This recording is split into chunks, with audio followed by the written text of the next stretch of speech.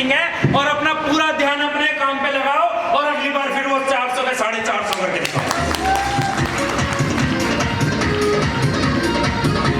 और केवल कम हो रहे हैं तो ये मत सोचना नुकसान में हो, अगर बराबर चल रहे हैं तो भी नुकसान में हो सब।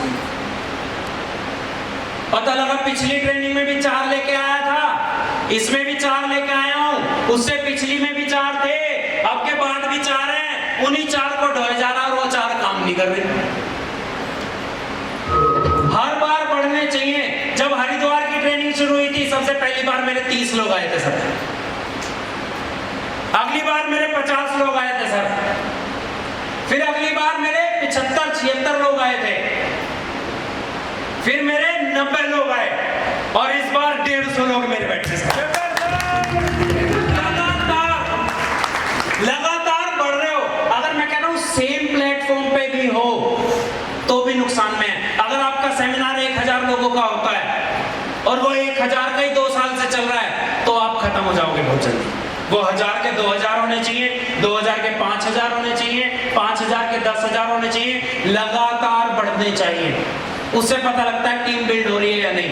पहले मेरठ में एक सेमिनार होता था और उसमें हॉल फुल 200 लोग 250 लोग, फिर मेरठ में 2 सेमिनार होने शुरू हुए, पता ही नहीं लगा 200 लोग 250 लोग। एक बड़े भाई के ग्रुप का था, एक हमारे ग्रुप का था।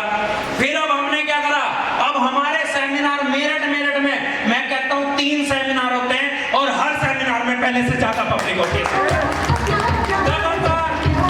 मतलब हमने अपने ग्रुप बांट दिए, उसके बाद भी हर हॉल फुल। लगातार एनडीटीयां चल रही हैं। पहले एक एनडीटी से शुरुआत हुई, फिर 2 एनडीटी हो गई, गोविंद भाई की हमारी अलग अलग हो गई, फिर उसके बाद मेरे डाउन में सर 4 एनडीटीयां चलनी शुरू हो गई अब, और 4 एनडीटीयां सुपर हिट है। तो वो लगातार बढ़ना। या तो मत बजाओ ताली, मैंने बोला ताली बजाने को, जिस काम का मन करे वो करो, अगर करना है तो ढंग से करो, वरना करने नहीं सकते।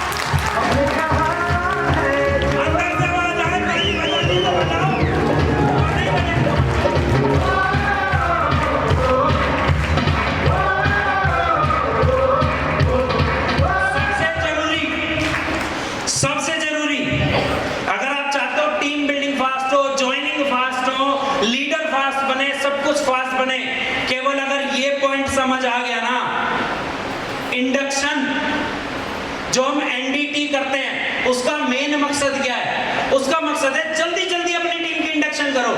इंडक्शन मीटिंग का मकसद या उसमें क्या होना चाहिए?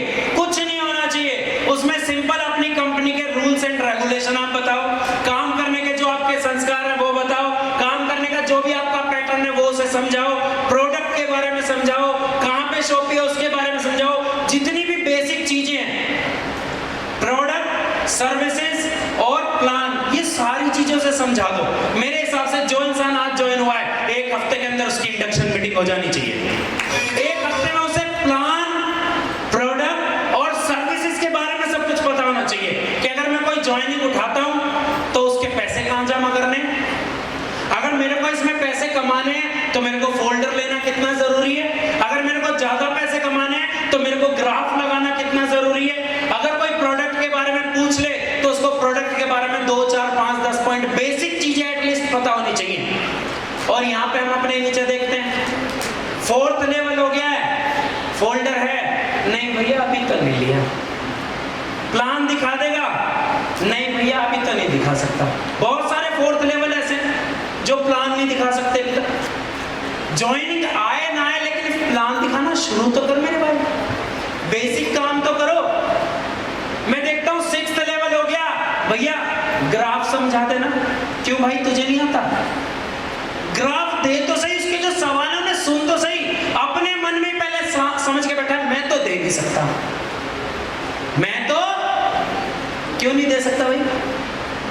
अरे सामने वाला हाँ बोलेगा या ना बोलेगा, जो उसके सवाल है अपने सीनियर से कॉल कर पूछ और उसको फिर बता दे, क्या दिक्कत है?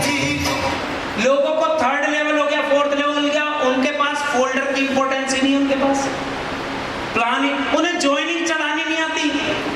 और जब ज्वाइनिंग चलानी नहीं आती तो क्या होता है? सीनियर अपनी मर्जी से ज्वाइनिंग चढ़ाता है, चाहे 1 हफ्ते बाद चढ़ाए, चाहे 10 दिन बाद लगाए, चाहे उसकी इधर से जाके इधर वाली लेग में लगाए। फिर लड़ते हैं मेरा चेक क्यों नहीं बना, ये इधर लगना चाहिए था, इधर लगा के। अपना काम खुद करो ना, जहां मन करे वहां लगाओ, जब मन करे जब चढ़ाओ। अपनी टीम को भी सिखाओ, ना इसमें टीम की गलती है और ना इसमें अपलाइन की गलती है। मेरे हिसाब से तो इसमें सर दोनों की गलती है, सर दोनों की गलती है। अगर इंडक्शन फास्ट हो गया तो आपके इतने फास्ट रिजल्ट आएंगे ना भैया, कह के थक गए। हर 6th लेवल अपनी एनडीटी अलग करो। और मैं तो इतना कहूंगा अपनी ए और बी की। किसने बोला कि उसमें 20 लोग होने चाहिए? मैं कहता हूं 4 आदमी हैं, उन 4 को ही ट्रेंड कर दे, वो 400 अपने आप कर देंगे। पर 4 को तो ट्रेंड कर मेरे भाई, 4 को तो कर। और आप सोचो जब ज्यादा होंगे तब करूंगा, ज्यादा का तुम कर नहीं सकते क्योंकि डर है अंदर। पता क्यों नहीं करते तुम? बता दो, यस और नो बोलो। बता दो क्यों नहीं करते? कम की इसलिए नहीं करते क्योंकि कम की करोगे तो तुम्हें करनी पड़ेगी, और ज्यादा की होगी तो आप बुला लोगे, भैया मैंने 50 इकट्ठे कर लिए, एक बार आ जाना। अब इकट्ठे हो नहीं रहे ज्यादा, वो थोड़े थोड़े लोगों से तो ज्यादा होंगे। बेसिक चीजों ने समझाना शुरू करो। इंडक्शन अपनी एनडीटी बढ़ाओ, एनडीटी में कुछ नहीं, उसको बेसिक काम सिखाओ, फोल्डर के फायदे बताओ, उसको ट्रेनिंग के फायदे बताओ, उसको प्लान देने का तरीका बताओ, कहां से एंट्री चढ़ेगी, कहां से आईडी मिलेगी, प्रोडक्ट के क्या बेनिफिट है और ग्राफ लगाने का क्या फायदा, उसको केवल ये चीजें बताओ और उसको आगे मार्केट में छोड़ दो। बाकी इधर चटर पटर करने की कोई जरूरत नहीं, बेसिक चीजें बताओ। मैं कहता हूं कॉपी पेंसिल लेके 5 पॉइंट बताते हैं हम। या तो यस बोलो या नो बोलो। सबको बताना 5 पॉइंट। यार बैठ के ढंग से 5 पॉइंट समझा दो। इंडक्शन हो गया सर, इंडक्शन हो गया, 5 पॉइंट समझा दो बस उसको।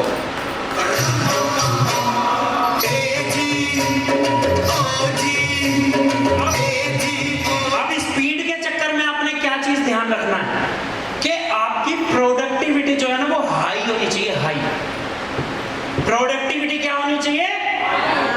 हाई होनी चाहिए। प्रोडक्टिविटी हाई का मतलब क्या है कि पता लगा आप ज्वाइनिंग तो फास्ट कर रहे हैं, दौड़ ज्वाइनिंग उठा रहे हैं, लेकिन झूठ सच बोल के उठा रहे हैं।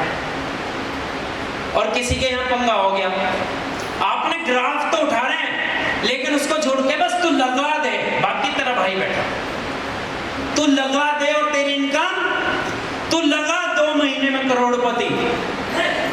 झूठ बोल के उठाएंगे तो पंगा होगा नहीं होगा? इनोवेशन कर रहे हैं कि मैं अपनी ए वाली लैब को सबको बी में लगा दूं और बी वाली को ए में लगा दूं, कोई फायदा होगा उससे? नहीं होगा ना। कोई भी हाई प्रोडक्टिविटी का मतलब है कि बिल्कुल साफ सुथरा काम होना चाहिए, सिस्टमैटिकली, कि एक बंदा जो ज्वाइन हो रहा है उस पर उतना ही ध्यान लगा रहे हो जितना ध्यान उससे पैसे लेते वक्त लगाया था। पैसे लेते वक्त कितने आइडिया देते हो तुम उसे, और जब वो ज्वाइन हो जाता है काम करने का आइडिया देते हो, भैया चल ही ना रहा, मैं क्या करूं? और वो तो पैसे देने को भी मना कर रहा था, तब क्या करा तुमने?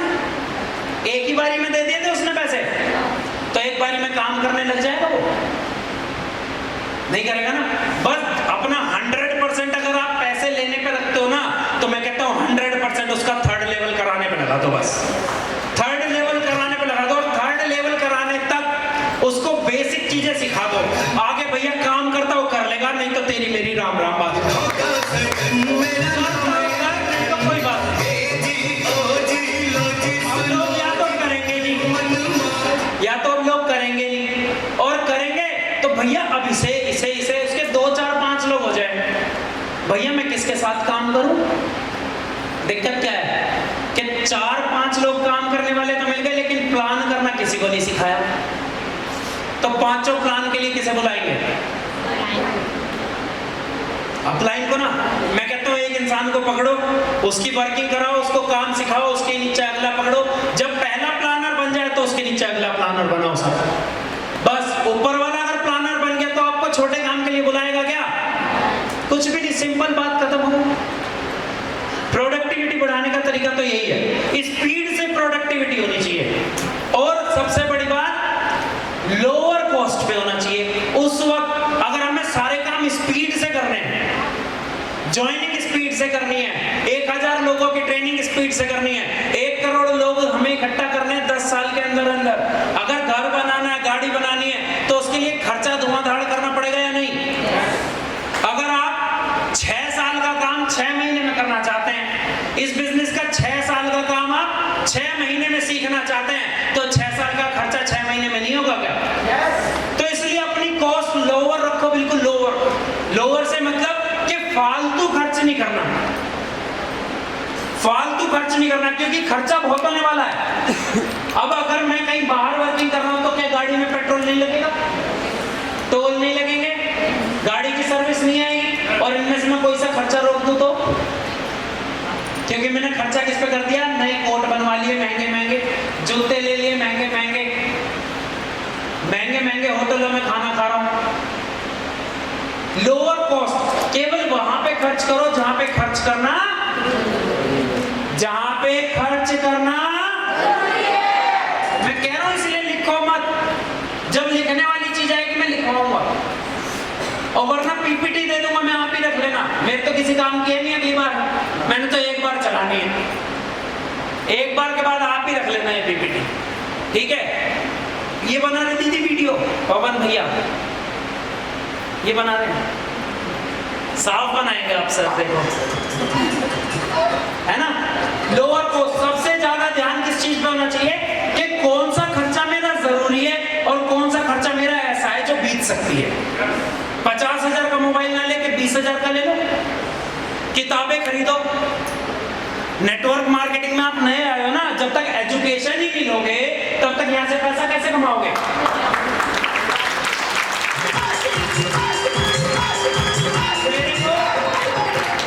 मेरे को एक वकील ऐसा बताओ जिसने वकालत पे पैसा ना खर्च किया हो, जिसने वकालत पे पैसा खर्च ना किया हो और वकालत से करोड़ों रुपए कमाए हो। जानता कोई किसी को? कोई ऐसा डॉक्टर जिसने डॉक्टरी पे पैसे खर्च नहीं किए सीखने में और डॉक्टरी से आज करोड़ों रुपए कमाता हो? है कोई ऐसा? कोई ऐसा टेलर कि आज टॉप का टेलर हो? मैं कह रहा हूं कटिंग वाला भी ना आज की डेट में जो महंगे ले रहा है, वो भी जावेद हबीब से सीख के सर्टिफिकेट लगा के बैठता है कि ट्रेनिंग लिए बाल काटने की। तो जिस भी काम को आप जितने अच्छे से सीखोगे उतने अच्छे से तो पैसे कमाओगे। अब नेटवर्किंग से करोड़ों रुपए कमाना चाहते हो? इतनी आवाज में नहीं आने के, क्योंकि यहाँ पे बोलने के अलावा दूसरा काम ही नहीं है, और बोल तुम पा नहीं रहे, बिना बोले काम नहीं चलेगा, इसका कोई और ऑप्शन भी नहीं है। कभी आप सोचो मैं बिना बोले ऐसे इशारों में बोलना तो पड़ेगा। तो क्या आप भी नेटवर्किंग से करोड़ों रुपए कमाना चाहते हैं? तो करोड़ों कमाने के लिए क्या आप नेटवर्क मार्केटिंग पे लाखों रुपए खर्च करने के लिए तैयार हैं? अगर खर्च करोगे तो आएंगे सचमुची रही तलवार। एक आदमी बोले कि भैया मैं डॉक्टरी तो करोड़ों कमाना चाहता हूं, लेकिन एमबीबीएस करने के लिए लाखों रुपए मेरे पास आएंगे। एक वकील है जो वकालत पे पैसे खर्च करना नहीं चाहता। पहले सोचे पहले मैं कचहरी में जाके ऐसे ही बैठ के वकीलों के बीच एक्सपीरियंस ले लूं, बस बहस करने में तो मैं पक्का हूं पड़ोसियों को हरा देता हूं, तो जज तो मेरी सुनेगा। हो जाएगा ऐसा? तो आप तो लेकिन अभी तक ऐसे ही सोच रहे हो कि पहले कुछ कमा तो लूं फिर ट्रेनिंग भी ले लूंगा। मैं कहता हूं अगर बिना ट्रेनिंग के यहां से आप कमा लोगे तो फिर ट्रेनिंग लेने की जरूरत क्या है? कमा नहीं पा रहे तभी तो ट्रेनिंग लेने की जरूरत है। तो आज के बाद चॉइस आपकी है कि आपने महंगे मोबाइल पे खर्चा करना है, महंगे कपड़ों पे खर्चा करना है ना, या महंगी गाड़ी पे खर्चा करना है, इधर उधर महंगे खाने पे खर्चा करना है, या फिर पहले अपनी डाइट देनी है, दिमाग को एजुकेशन पे खर्चा करना है। ये आपने सोचना है सर, क्योंकि जहां पे दिमाग, दिल और जहां पे काम करोगे, जहां पे क्या लगाओगे, सारा अपना ध्यान जहां पे लगाओगे वहीं से तो पैसा कमाओगे। तो आप देख लो आपका ध्यान कहां पे। दीपक भैया कोई दिक्कत? बैठ जाओ, घूमो। क्योंकि अगर ये ट्रेनिंग आज की समझ आ गई ना तो आज के बाद बहुत कुछ बदलेगा। मैं तो देख रहा हूँ सीनियर ही घूम रहे हैं टीम को, तो क्या करूं। All this can not be done alone. और ये सब कुछ अगर हमें स्पीड से करना है, अगर ये सब कुछ हमें स्पीड से करना है, तो क्या मैं ये अकेले कर सकता हूं? आप अकेले कर सकते हो? इस सब के लिए हमें किसकी जरूरत है? लोगों की जरूरत पड़ेगी। जब तक हमारे पास लोग नहीं होंगे, टीम नहीं होगी, आप सब या हम सब एक होके हम सबका एक मकसद नहीं होगा, तब तक हम इस मकसद में कामयाब नहीं हो पाएंगे सर। कोई सोचे मैं अकेला झंडे गाड़ दूंगा, तो भूल जा भैया ये काम अकेले करने वाला है ही नहीं। कुछ किसी में खूबियां होंगी, कुछ किसी में खूबियां होंगी, कुछ किसी में कमियां होंगी, कुछ किसी में कमियां होंगी। अगर कमियां देखोगे तो कमियां मिलेंगी, और खूबियां देखोगे तो खूबियां मिलेंगी। तो मैं कहता हूं खूबियां देख के उसका साथ पकड़ो, और साथ पकड़ के खुद भी करोड़पति बनो और उसे भी करोड़पति बनाओ सब।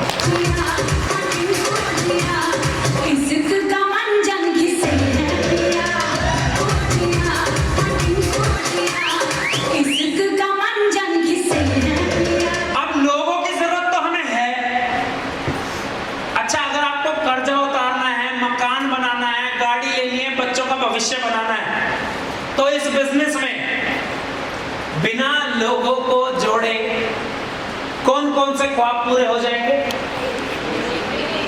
अब दिक्कत पता क्या है? दिक्कत यह है कि लोग होते हैं चार तरह के। सबसे बड़ी दिक्कत यह है कि जब लोग आपके साथ आएंगे, हो सकता है वो आपकी वाइफ हो, हस्बैंड हो, भाई हो, बहन हो, मम्मी पापा हो, या आपके बच्चे हो, आपकी टीम हो, या हो सकता है आपका अपलाइन हो। वो चार तरीके से इस बिजनेस में आएंगे या इस बिजनेस के लिए अपना माइंड रखेंगे। पहला कि वो इस बिजनेस में आएंगे अपनी बॉडी लेके। बॉडी का मतलब शारीरिक रूप से तो वो यहाँ पे है। यहाँ पे क्यों आया? वो कुलभूषण भैया ने बुलाया ना, इसलिए। आप क्या करते हो? जो कुलभूषण भैया कहते हैं हम तो वही करते हैं बस। कुलभूषण भैया ने कहा रोज 4 प्लान। Okay 4 plan. क्लोजिंग कितनी है? 0। क्यों? भैया आपने प्लान देने के लिए कहा था, एंट्री उठाने के लिए। किसी को बोल दिया, कुछ भी बोल दिया कि बस जो अपलाइन बोलेगा उतना ही चलेंगे। वो शारीरिक रूप से तो काम कर रहा है, लेकिन उसका दिमाग कहीं और है कि वो बस जो बोला, जितना बोला, अगर उसको बोल दिया कि भैया मैं 5 मिनट में आया तो 1 मिनट यहाँ पे खड़ा हो, और आप भूल गए किसी वजह से, तो पता लगा वो 1 घंटा वहीं खड़ा है। अरे दिमाग लगा बराबर में पेड़ है तो छाया में चला जा, किसी से पूछ ले, या अपने अपलाइन को फोन करके ही पूछ ले कि भैया क्या हो गया, मैं निकल जाऊं क्या, कोई जरूरी काम तो नहीं है आपको? लगाएगा ना थोड़ा दिमाग। अब पहले लोग तो वो आते हैं जो केवल शरीर लेके आते हैं कि सर इस शरीर से जो करना है कर लो, यहां से नीचे नीचे का लेके आते हैं, जो बोलोगे वो करूंगा, जो बोलोगे वो करूंगा। तो ऐसे लोग इसमें कामयाब हो जाएंगे क्या? वो 20 से 25% रिजल्ट दे पाएंगे आपको हमेशा। 20-25 मैक्सिमम 30% रिजल्ट। अगर कहीं से क्लोजिंग 100 की आ सकती थी तो बस 30 उठा के लाएगा। अगर कहीं पे ग्राफ आ सकते थे, 100 ज्वाइनिंग आपने पक्की कर दी और बोल दिया फॉलो अप तू कर लियो, तो 100 की जगह बस वो 30 ही उठा पाएगा, बाकी 70 का कूड़ा कबाड़ा कर देगा। अब दूसरे आते हैं जो इससे थोड़े बेहतर होते हैं। बेहतर वो क्या लेके आते हैं? अपना बॉडी प्लस वो दिमाग भी चलाते हैं कि यार भैया ने बोला 1 प्लान कर, यार अगर मैं 2 कर लूं तो कैसा रहेगा, फायदा किसका है? भैया ने बोला 4 प्लान, अगर मैं 6 कर लूं तो फायदा किसका है? किसका फायदा है? अपना फायदा है ना। या फिर उसमें दिमाग होता है कि यार भैया कह रहे हैं ट्रेनिंग ले, मैंने ले तो ली, अब बस मेरी टीम ले ले, मेरी क्या जरूरत है, मुझे क्या जरूरत है ट्रेनिंग लेने की, बस ए वाले ले लें और बी वाले ले लें, मेरी तो रॉयल्टी ऐसे ही हो जाएगी। कुछ लोग दिमाग लेके आते हैं बहुत ज्यादा, वो समझाते हैं, दूसरों को समझाने लग जाते हैं। कुछ लोग इतने दिमागदार होते हैं कि नीचे वाले को क्या पता लग रहा है, एंट्री उठाई और 1 लेग तो बढ़िया चल रही है और उसी में से उठाई, चुपचाप दूसरी लेग में लगा ले, इसे क्या पता चल रहा है? क्या लगाया उसने? अपना दिमाग गलत भी हो सकता है और सही भी हो सकता है ना। दिमाग तो कैसे भी काम कर सकता है। अब सही करेगा गलत करेगा वो किस पे डिपेंड करता है? आप पे तो डिपेंड करता है। तो जो दिमाग और बॉडी हिसाब लगाने लग जाएंगे, ओहो मैं कर रहा हूं तो इसके चेक आ रहे हैं। सुनिए ना ऐसी बातें, मेरे करने से वो मतलब अपना भूल के वो दिमाग इतना लगाएंगे, हर चीज का हिसाब किताब लगाएंगे। दूसरे के खाते में घुस जाएंगे, अपना खाता जीरो, दूसरे के खाते का पूरा हिसाब किताब है उसके पास, लेकिन अपने खाते में क्या है? ये तो यहां से कमा रहा है, ये तो वहां से कमा रहा है, ये तो ऐसे ज्वाइनिंग उठा रहा है, ये तो ऐसे ज्वाइनिंग उठा रहा है।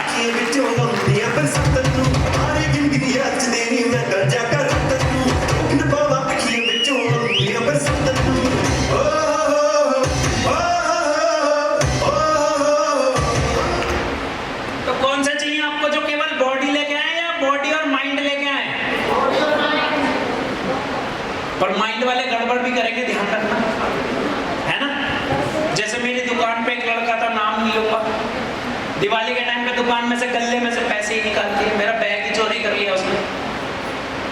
क्या लेके आया था वो?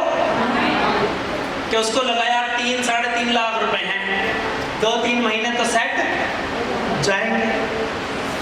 अब तीसरे जो इससे और बेहतर होते हैं, जो बॉडी प्लस माइंड लेके आते हैं, वो आपको कितना 40-50% तक का रिजल्ट, 60% तक का रिजल्ट दे देंगे।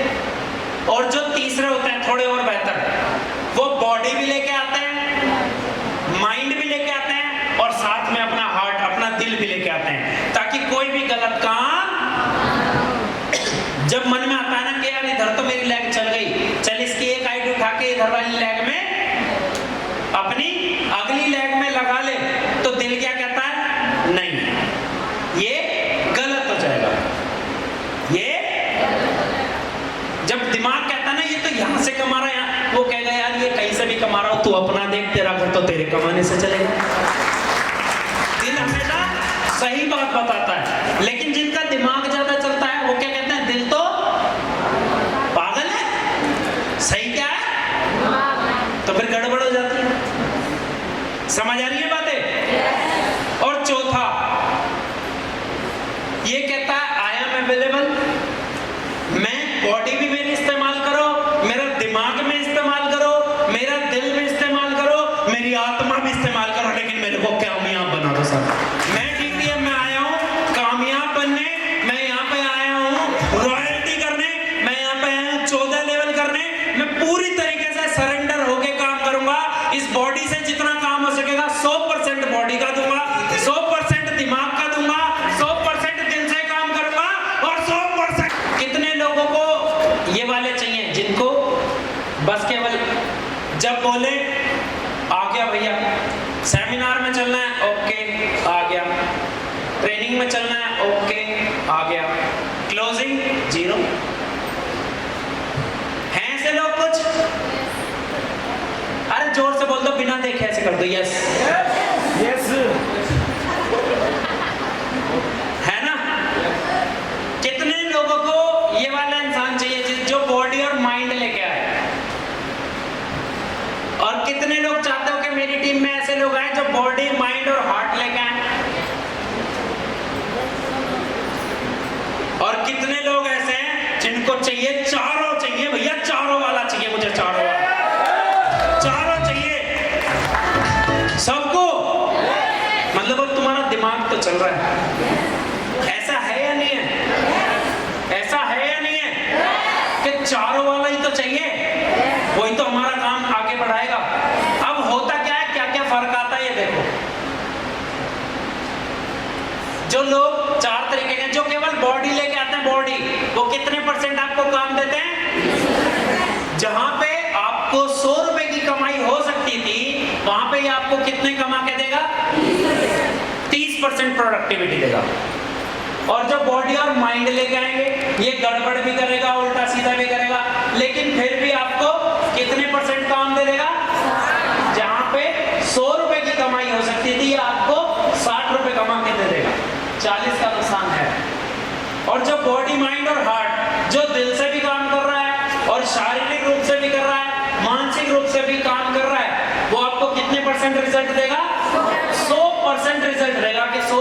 कम हो सकती थी, 100 रुपए की करके देगा। आपने भैया ने बोला कि भैया बस बुक करनी है, तेरे को 40 लोग लेके आने, तो 40 मिलेंगे, और जो दिमाग लगा रहा है 60 मिलेंगे, और जो बस शरीर से काम कर रहा है उसके 30 ही मिलेंगे, है ना। और जो body mind heart and spirit जो पूरा लगा रहा है, वो पता क्या करेगा, भैया ने एक बस बोली, 2 बस भर के लाए।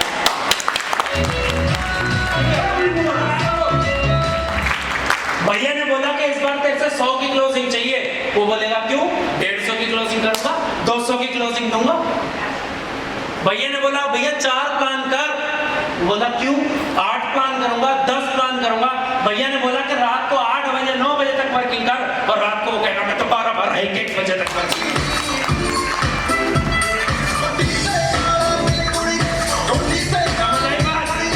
तो कैसे इंसान चाहिए हमें कि जिसको काम एक बार दिया और वो बार बार करके दिया, जिससे उम्मीद तो थी कि इस बार वो क्लोजिंग देगा 100 की, और क्लोजिंग कर दी उसने 150 की। जिससे बोला कि भैया अपने सेमिनार में तेरे इस बार 100 लोग चाहिए, और पता लगा पूरा सेमिनार इसने भर रखा है सर। वो आदमी चाहिए। अब आगे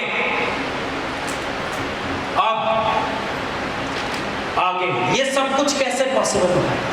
One thing that can make people increase productivity and reduce costs. एक चीज कौन सी है ऐसी जो लोगों को प्रोडक्टिविटी तो बढ़ा देगी और आपकी खर्चा कम कराएगी? That is called trust. अगर भरोसा होगा तो ही तो वो ये काम करेगा।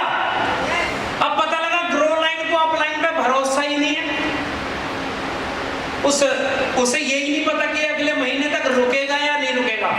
क्या आदमी जान लगा के काम करेगा आपके साथ?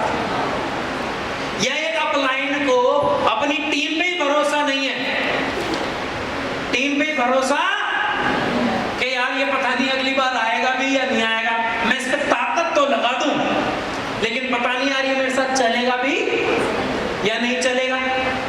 अगर ट्रस्ट नहीं होगा तो क्या होगा? अगर ट्रस्ट होगा तो प्रोडक्टिविटी बढ़ेगी नहीं बढ़ेगी? बढ़ेगी ना। अब जैसे मेरे को नहीं पता, मेरे को सेंटिविया पे पूरा भरोसा था, 100% भरोसा था, तो मैं रात को 1-1, 2-2 बजे तक भी वर्किंग करता था। भैया ने बोला भैया वहां बस भर के लानी है, तो मुझे नहीं पता बस कैसे भरते हैं, पर जिस दिन भैया ने बोला अगले दिन बस बुक हो जाती थी सर।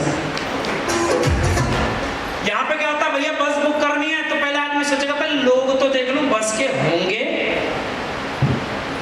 हिसाब जोड़ रहा, लोग होंगे तो बस बुक करूंगा, जब लोग ही नहीं होंगे तो बस बुक।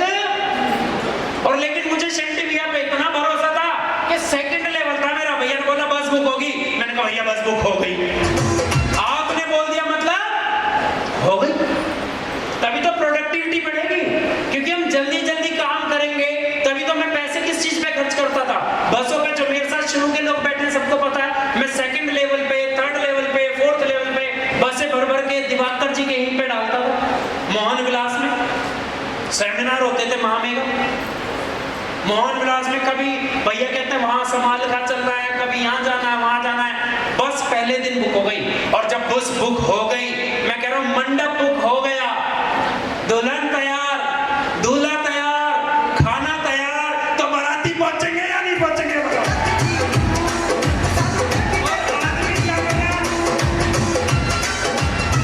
क्या भैया मंडप बुक कर दूं तू आएगा? पहले हिसाब लगा रहा है, 100 आएंगे तो 100 वाला मंडप बुक करूं, ऐसे करते हो क्या? या पहले मंडप बुक होता है बाद में तैयारी होती है? तो उल्टा करते हैं। जब भरोसा, अब हमें भरोसा है ना, पिछले जन्मों जन्म से शादियां होती आ रही हैं, और जब शादी होगी तो लोग तो आएंगे ही, पता है ना, भरोसा है ना। अगर किसी को भरोसा ही ना हो कि यार मैं शादी तो रख रहा हूँ, कार्ड तो बांट रहा हूँ, पता नहीं कोई आएगा नहीं आएगा,